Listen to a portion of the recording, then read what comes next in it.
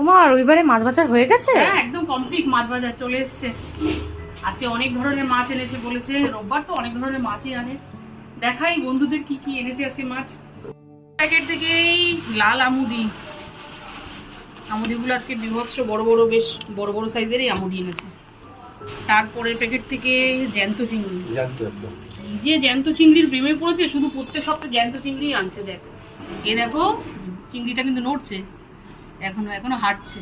তারপরের প্যাকেট থেকে কাঁকড়া, কি গো আজকে কাঁকড়াগুলো সাইজ ছোট ছোট এনেছো, ছোট সাইজের কাঁকড়া। ছোট সাইজের কাঁকড়া তো খেতে ভালো লাগে না, যাই হোক এনেছো তাও।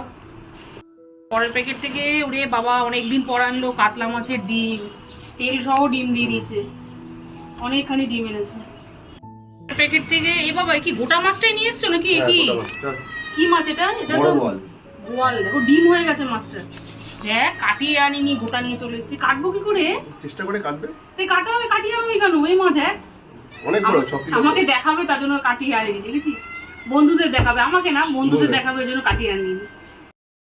এই যে একটা পেটির পিস, একটা দাগার পিস, যাই হোক আমাকে পিস করতে হবে কষ্ট করে, আর কি করা যাবে। তারপরের প্যাকেট থেকে আবার চিংড়ি, যাই হোক এটা হচ্ছে গিয়ে ওটা জ্যান্তটা হচ্ছে তরকারিতে দিয়ে খাওয়ার, আর এটা হচ্ছে গিয়ে মালাইকারি বা অন্য কিছু করে খাওয়ার। আজকে দু রকমের চিংড়ি এনেছে, একটা জ্যান্ত আর একটা হচ্ছে গিয়ে মৃত। পরের প্যাকেট থেকে ভারী ভারী মানে লোটে মাছ।